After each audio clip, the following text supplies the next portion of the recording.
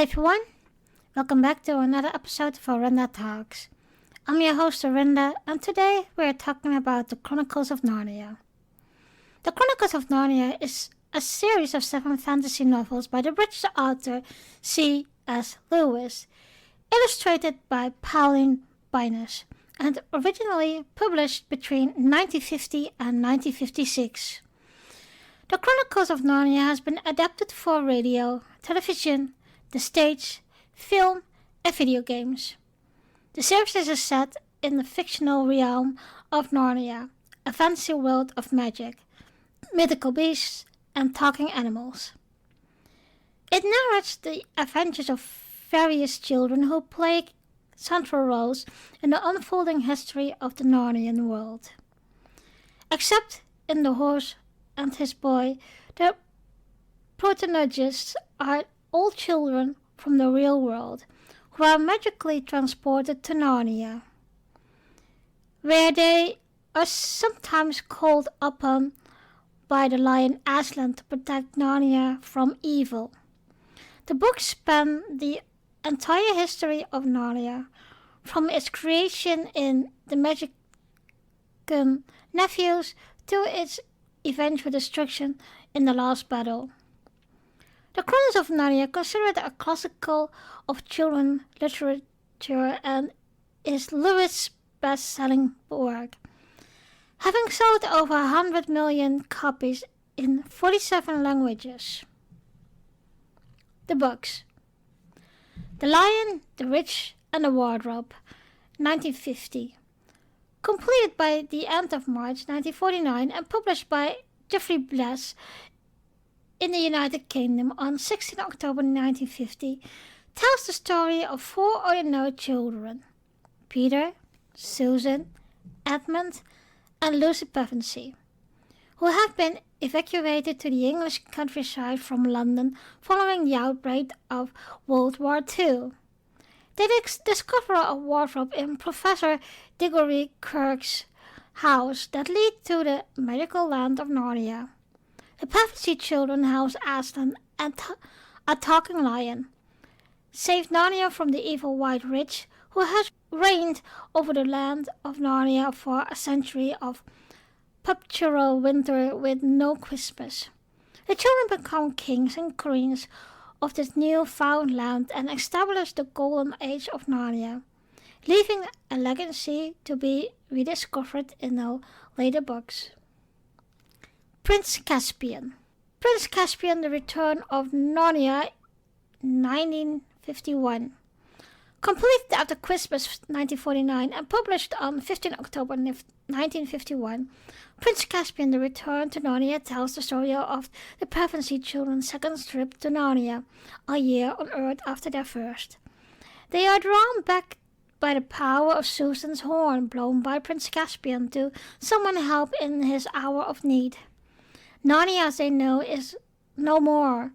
As 1300 years have passed, their castle is in ruin, and all Narnians have retreated so far within themselves that only Aslan's magic can wake them. Caspian has fled into the woods to escape his uncle Miraz, who has usurped the throne. The children set out once again to save Narnia. The Voice of Dawn, Trader, 1952. Written between January and February 1950 and published on 15 September 1952, The Voice of the Dawn Trader sees Edmund and Lucy Pevensey along with their Pritchard's cousin, Eustace Scrubb, return to Narnia. 2 years after their last departure, once there they joined Caspian's voyage on the ship Dawn Trader to find the 7 lords who were banished when Miraz took over the throne. This perilous journey brings them face to face with many wonders and dangers, and they sail towards Aslan's country at the edge of the world. The Silver Chair, 1953. Completed at the beginning of March 1951 and published in 7 September of 1953, The Silver Chair is the first Narnia book not involving the Pevensey children. focusing instead of Ugis several months after the voyage of the Dawn Trader. Aslan calls Eustace back to Narnia along with his classmate Jill Pole. They are given 4 signs to aid them in the search for Prince Caspian's son William, who disappeared 10 years earlier on a quest to avenge his mother's death. 50 years have passed in Narnia since the event from the voyage of the Dawn Trader. Eustace is still a child, but Caspian, barely an adult in the previous block, is now an old man. Eustace and Jill, with the help of Pillagum the Marsh Wiggle, face danger and betrayal on their quest to find William. The Horse and His Boy, 1954. Begun in March and completed at the end of July 1950, The Horse and the Boy was published on 6 September 1954. The story takes place during the reign of the Pevensies in Narnia, an era which begins and ends in the last chapter of The Lion, the Witch and the Wardrobe. The poacher noticed as a young boy named Shasta and a talking horse named Bree both begin in bondage in the country of Colomorum. By chance, they meet and plan their return to Narnia and freedom. Along the way, they meet Araphis and her talking horse, Hwin, who are also fleeing to Narnia. The Magician's Nephew, 1955. Completed in February 1954 and published by Bodley Head in London until May 1955, The Magician's Nephews served as a prequel as present Narnia origin story, how Aslan created this world and how evil first entered it. Diggory Kirk and his friend Polly Plummer stumble into different worlds by experimenting with magic rings given to them by Diggory's uncle. In the dying world of Chian, they are awaken Queen Jadis, and another world turns out to be the beginnings of the Narnian world, where Jadis later becomes the White Witch. The story is set in 1900, when Diggory was a 12-year-old boy. He is a middle-aged professor by the time he hosted the Pevensies' children in The Lion, the Witch, and the Wardrobe, 40 years later. The Last Battle, 1956. Completed in March 1953 and published in 4 September 1956, The Last Battle chronicles the end of the world of Narnia. Jill and Eustace return to save Narnia from the apeshit who tricks Puzzle to a donkey into impersonation the lion Aslan. Thereby precipitates a showdown between the Calmormans and King Tarion. This leads to the end of Narnia as it is known throughout the series, but allows Aslan to lead the characters to the true Narnia. Pevensey family. The 5 Pevensey siblings are the main human protagonists of the Chronicles of Narnia. Varying combinations of some or all of them appears in 5 of the 7 novels. They are introduced in The Lion, the Witch and the Wardrobe. Although their names are not revealed until the voyage of the Dawn Trader, and eventually become kings and queens of Narnia, reigning as the Treasury, although introduced in the series as children, the siblings grow up into adults while reigning into Narnia. They are back to being children once they get back to their own world, but future as adults in The Horse and His Boy during the Narnian reign. All 4 appear in The Lion, the Witch and the Wardrobe and Prince Caspian, and the latter, however, Aslan tells Peter and Susan that they will not return as they are getting too old. Susan, Lucy and Edmund appear in The Horse and His Boy. Peter is said to be away fighting giants on the other side of Narnia. Lucy and Edmund appear in The Voyage of the Dawn Trader, where Aslan tells them still that they are getting too old. Peter Edmund and Lucy appears as kings and queens in Aslan's country in the last battle. Susan does not. Asked by a child in 1958 if he would please write another book entitled Susan of Narnia, so that the entire palace would be reunited.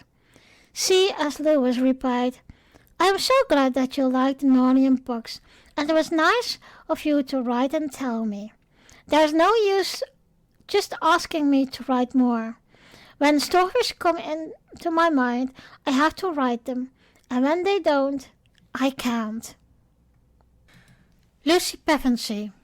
Lucy is the youngest of the 4 Pevensey siblings. Of all the Pevensey's children, Lucy is the closest to Aslan, and all the human characters who visit Narnia. Lucy is perhaps the one who believes in Narnia the most. In The Lion, the Witch and the Wardrobe, she initiates the story by entering Narnia through the wardrobe, and with Susan witnesses Aslan's execution and resurrection. She is named Queen Lucy the Valiant.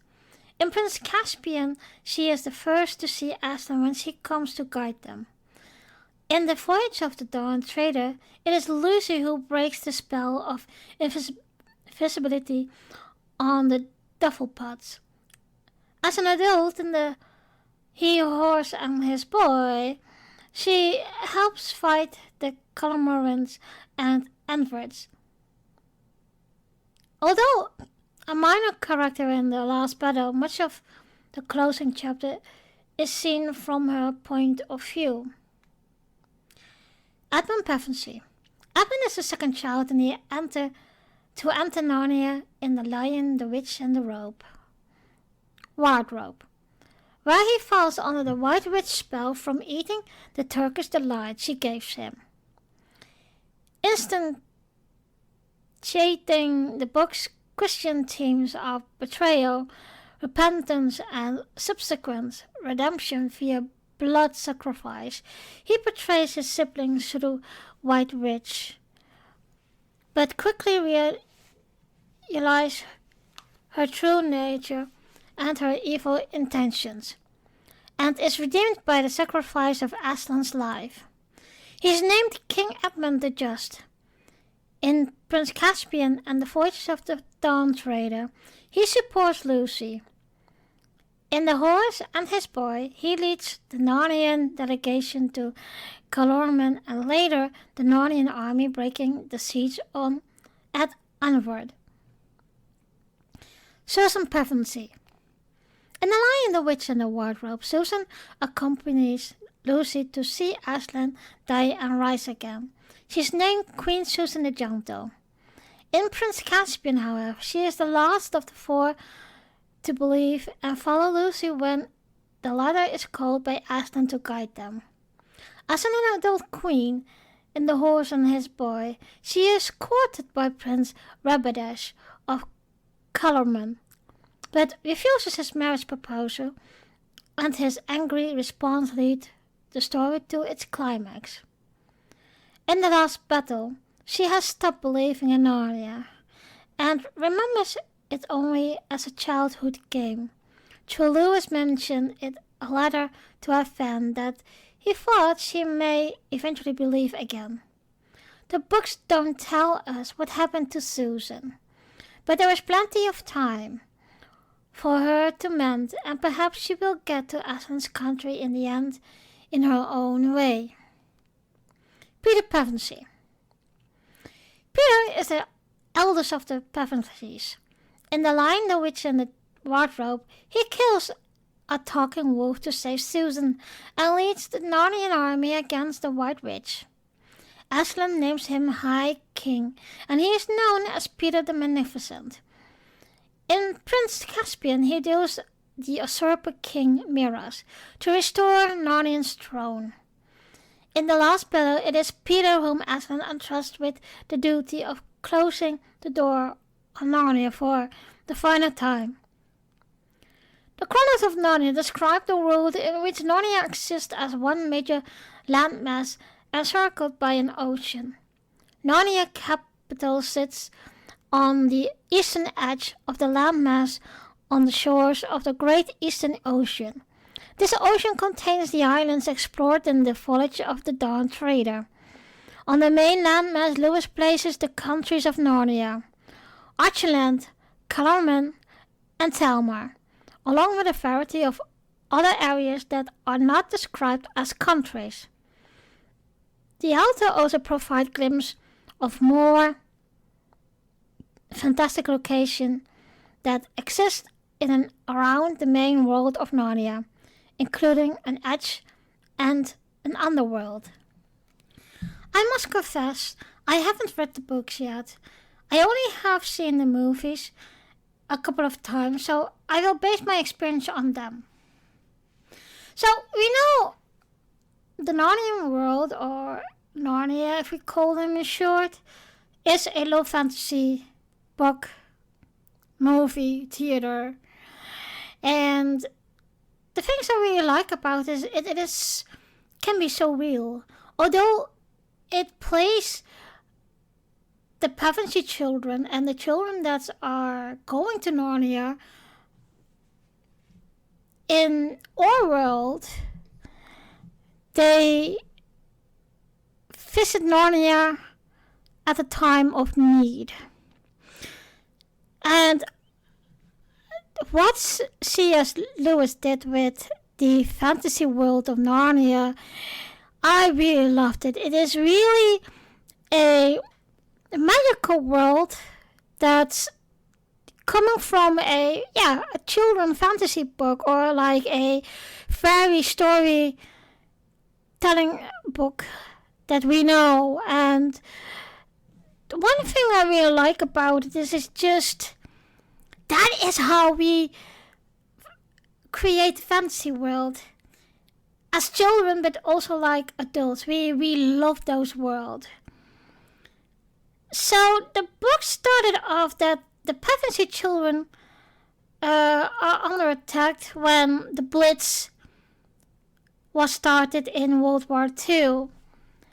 It seems that the Pevensey father was a soldier, and they haven't heard from him, or he already died in the war. And I must say, I really love what they did. The whole, and I think it was one of the documentaries about Narnia, is that C.S. Lewis had described, every time he talks, he was like Tolkien. When he talks about war, he could draw on his own experience because he actually been through it. I believe also as a soldier, but also as a young adult that couldn't join the army, but still have to take care of his siblings.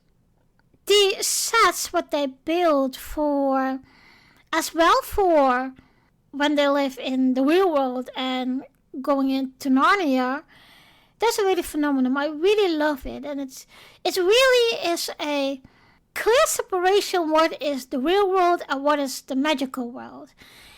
And so when Lucy went to Narnia first and met Fawn, that was the real first magical creature. And I must say, I am a fantasy writer on my own. And C.S. Lewis has used all his imagination and how we know today what fantasy creatures are. Like the elves, like the cyclops, like centaurs, like minotaurs, etc., etc. So I really love to have seen those creatures live on screen, but also, and I believe so, it's how they tell the story as well. It's a real children's story, and I really enjoy the simplicity of fantasy in it. Yes, there is a lot of tropes that we use as a fantasy writing, but also if you watch back, and the funny part is I am currently writing a fantasy story on my own now, with trying not, well, I am using the tropes, but I change them that much. It's the opposite of well-known tropes in fantasy. And that's really funny because you can play so much with those fantasy tropes. And, well, it was just nice that, that is the, if you compare Lord of the Rings and Narnia, Lord of the Rings is a lot darker and it's a lot heavier, and that was my experience, a lot of heavier to read. That's exactly like The Hobbit. It's, and sometimes I have read the books multiple times, but the first time I read it, I was really confused because there was a big story, but there was also so much detail. And that confused me because I couldn't see the red thread of the storyline. And so it took me a few times to read it, and especially when I first read the Fellowship of the Rings, oh my god, I couldn't get through it. It was so heavy and that's the weird thing, because the books after that, the Two Towers and the Return of the King, those were the darkest side of the storyline of The Lord of the Rings, and it's really, it was quite heavy for me. But I think, yes, it was a heavy read, and it was a lot of details. But you could imagine right away what Tolkien meant. And I think, and I knew this for a fact because I have the Lord of the Rings extended version with all the recap and all the behind the scenes. So the way we're talking, when they are really lost in the script, how something looked like or how something had to be said, they just pick up the book. And I remember that they did this in cooperation with, I believe, the grandson of Tolkien, and he had the actual script what Tolkien wrote of Lord of the Rings. So that was really cool. But it was very nice to have it because they could made it in detailed. But as always, like of some things in the book that will not work on screen.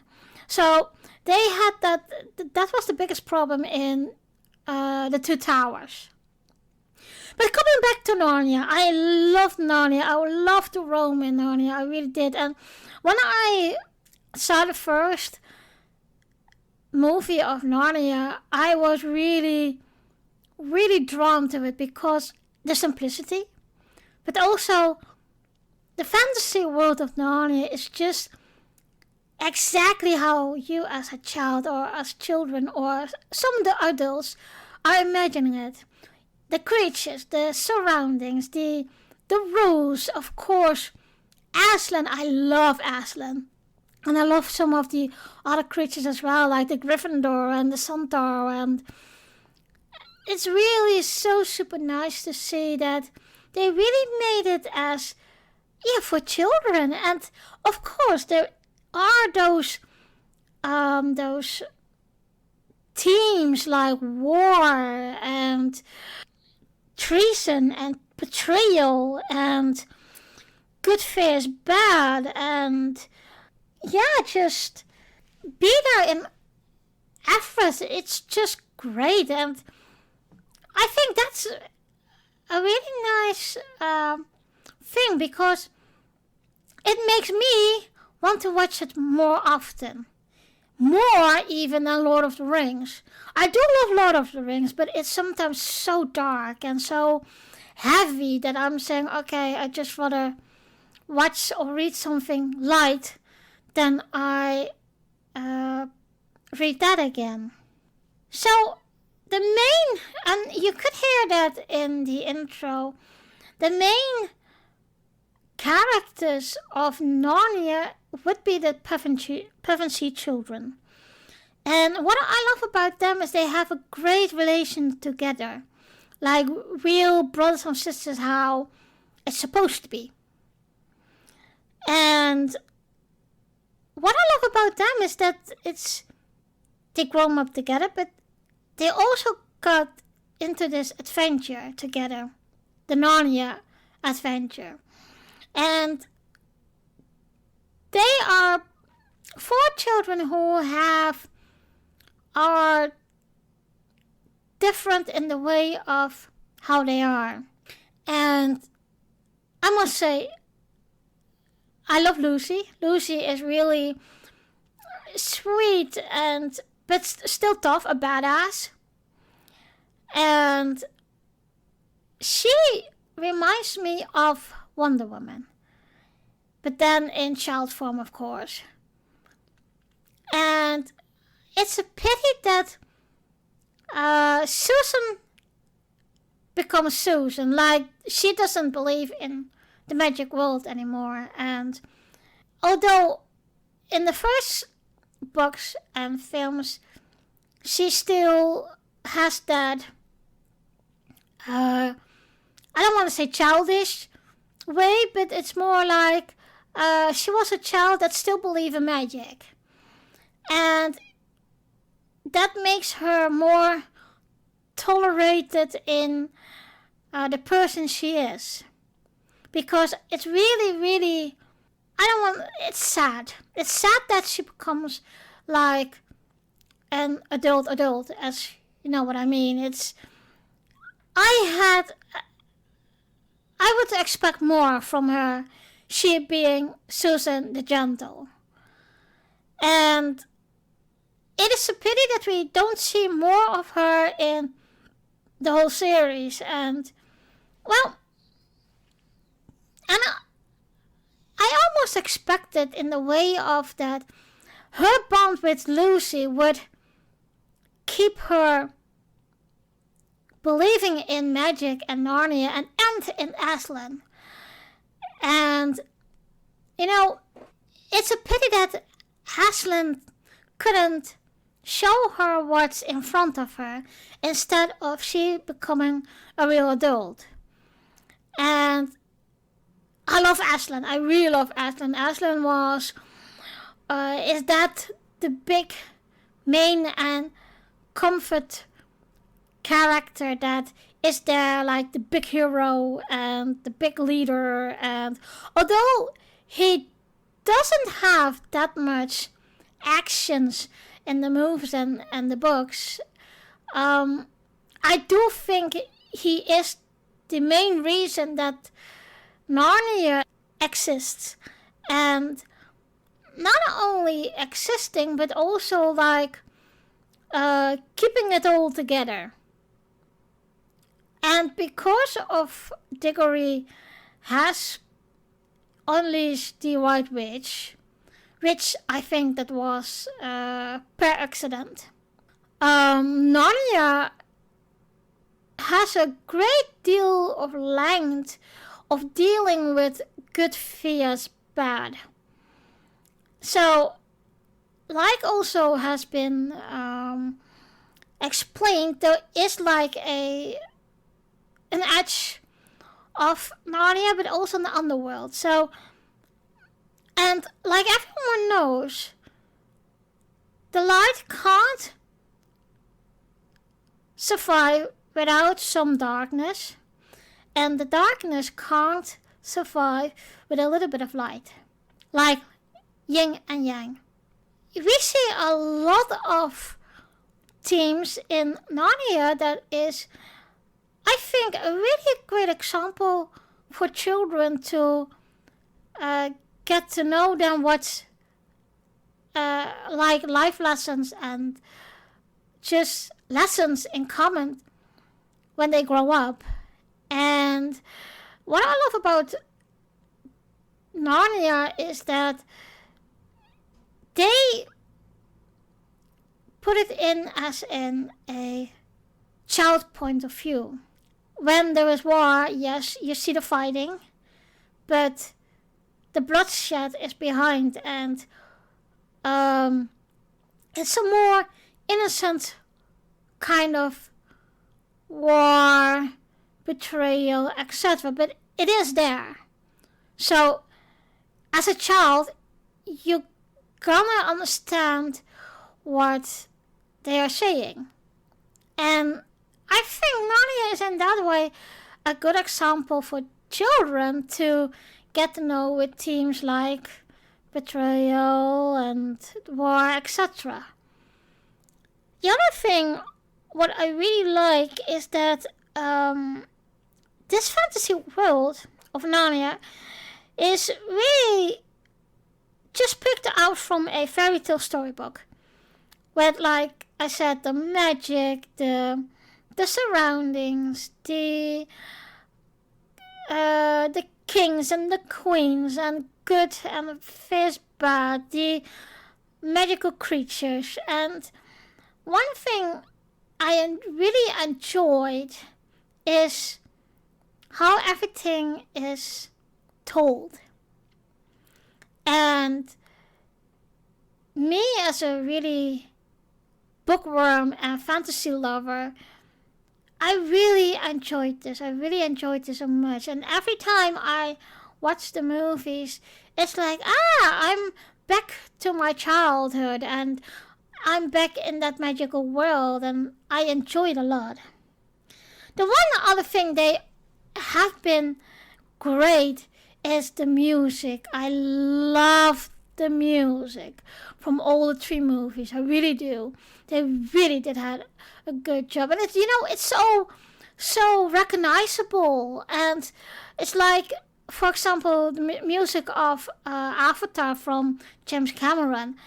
It's really recognizable and it's really good. And what I really enjoy about it is this was really fantasy music that you would expect from a magical world as Narnia.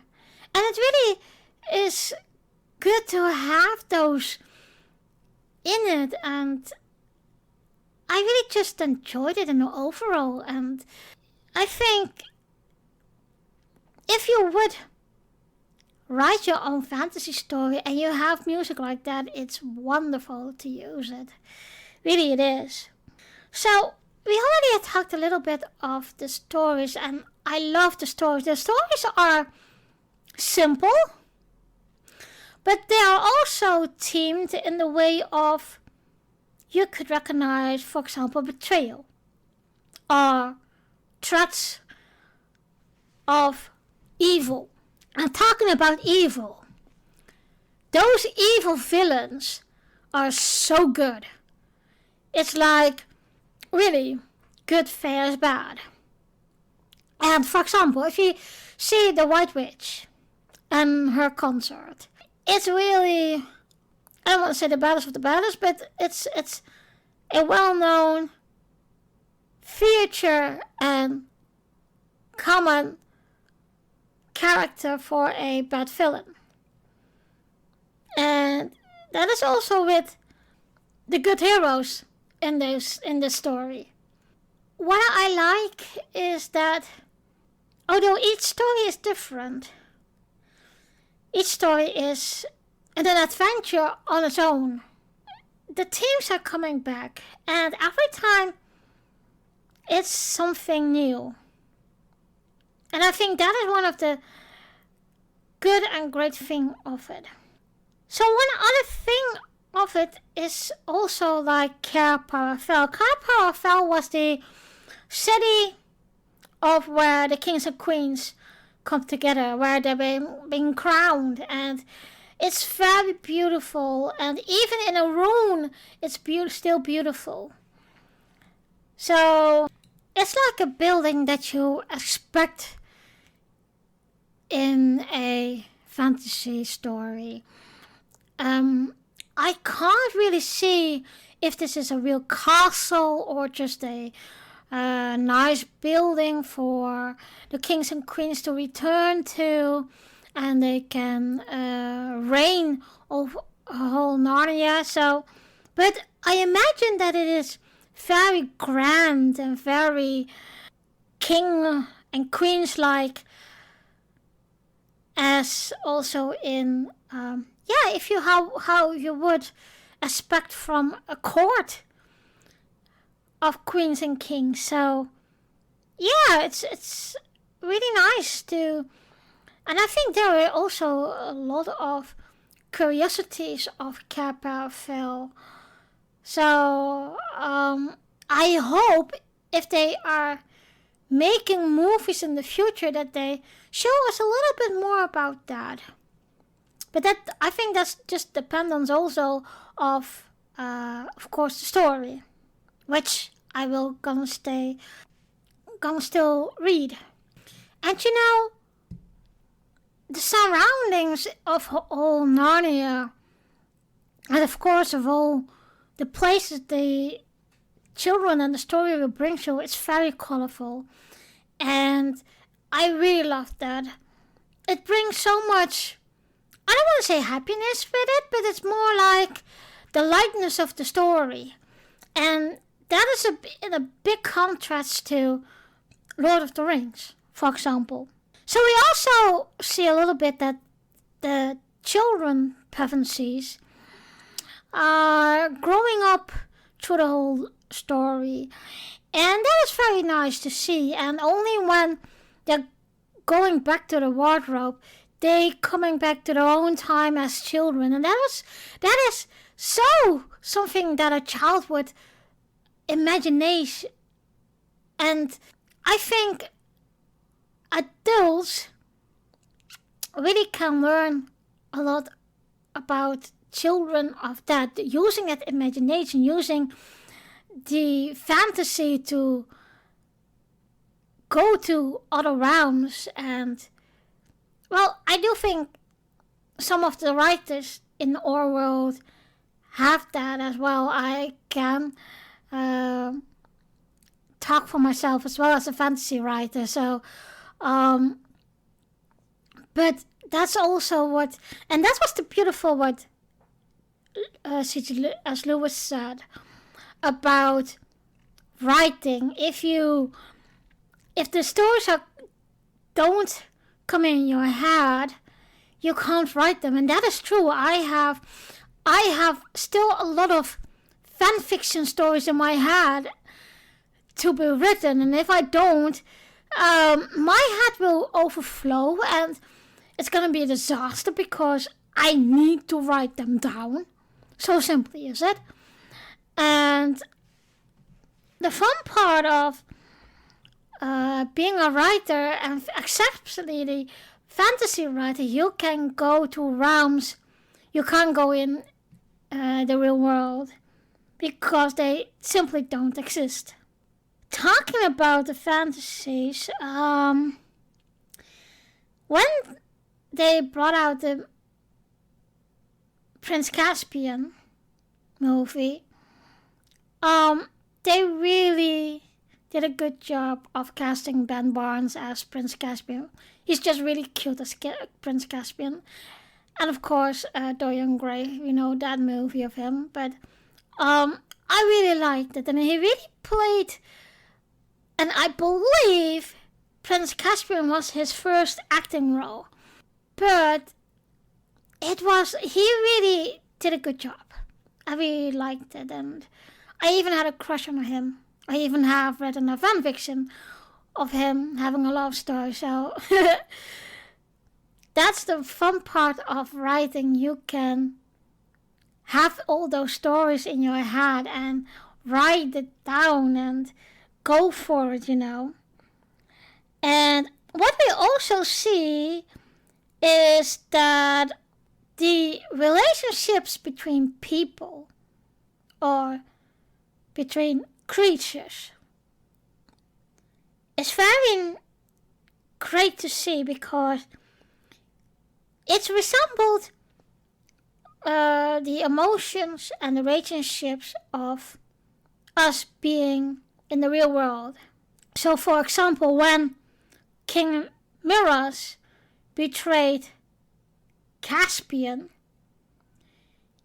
you could feel anger, you could feel the betrayal of him, and I think that's why I'm saying it again. I think this Narnia books are a very good example for children to becoming acquainted with those emotions, those relationships, etc. And you see not only romantic love, but also the love between brothers and sisters, or the friendship of, or even between capture and hostage.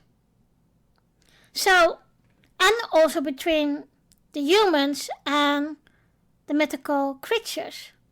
For example, if you see in Prince Caspian that the magical creatures have drowned and back to the forest and the woods and places that they can't be discovered because they are been banished, and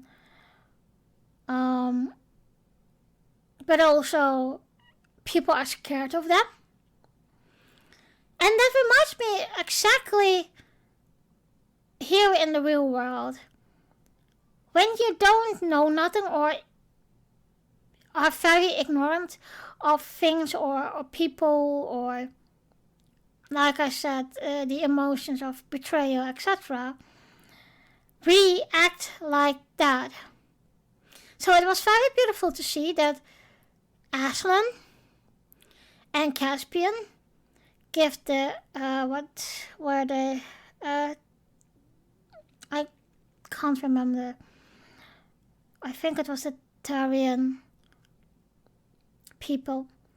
That they given a second chance. So they would cross this beautiful portal of a tree. I really loved that part too. And they would go to another magical land that they could start over. And that was very peculiar in when Caspian can be very tough and great and brave, but he also got weak links, like for his uncle, for other people, like I think that was one of his lieutenants or commanders, and even he was divided because in one way he didn't want to kill Caspian, but in the other one he wanted to stay loyal to Miraz. So those are also themes that are coming back in the real world, but also what exists there. And it's very, they bring it up very subtle in the way of, again, it doesn't have to be heavy written or displayed to somebody understand. If there was a special quest, then you would want to have certain characters with you, like Caspian, Peter. Peter was, I believe, a great king, but he also could use a lot of. He had to be eased down, I guess, because sometimes he would be too occupied with to being serious. Ant-Man, on the other hand, yes, he made some mistakes, but in the end, I really liked him. He was one of the characters that would save the day, and I think he would be a fair king as well. We already have talked a little bit of Susan, and I believe Susan was reigning over the lands of centaurs, and I really think that she would be a great queen, and it is a pity that she became too serious. Because I think if she would stay in and believing in Narnia, she would be a great queen, and she would be a great person to have around. And she wouldn't... Yes, she always had that feeling of, oh, I want to go home, I need to do this, I need to do that. But I think if she would have stayed believing Narnia and Aslan, that she would become a great human being, even great like Lucy. I love Lucy. Lucy was the one who always said, or is, she was the sweetest and nicest person around, but don't mess with her because she will kick your ass. And I think that's why, because she is so strongly attached as well as to Aslan, I think I think a lot of children could identify themselves with her. And in a way, it is really a little bit strange that Lewis took a big lion as the creator of the whole Narnia stories. And also that even he just had a small part of telling the story and be there actually. He had a big role in everything. And Aslan was hope. Aslan was the great picture of leadership, but also the strong ability to overcome and win everything over, like the war, like people, like what you could imagine. Oh, I forgot to mention the beavers from The Lion, the Witch, and the Wardrobe. I really love them. They are side characters, but they are so lovely how he have written them, and in how they are. But also like Tumnus. Tumnus is what you could remember as in what a fawn would be. And not to mention that, and that's was one of the themes I really liked also, is that you meet Tumnus and you see, oh, Tumnus is so sweet, Tumnus is so nice, but he had a like a dark secret. He would spy for the White Witch, just only to save his own skin. But later on, he really was saddened about it and would say, okay, I'm gonna be like I think it was his father or his grandfather that was fight in the war against evil. Can't remember. But he would get along and said, okay, I'm not going to be afraid anymore. I'm gonna step up and I'm gonna be brave. And that's the nice thing when you watch the movie and read the book of Prince Caspian. You see that as well. The creatures that were minor in the Lion, the Witch, and the Wardrobe, they have a so much bigger role in Prince Caspian, and you see how strong they really are and how the balance has switched. Not only between humans and the magic creatures, but I also mean in like species underling. And sometimes I ask myself, okay, and I have done this before as like an exercise. You could have, for example, a good fawn, but you could also have a bad fawn. So what characters would they have if they have, for example, a good fawn? Or what characters would they have as they are a bad fawn?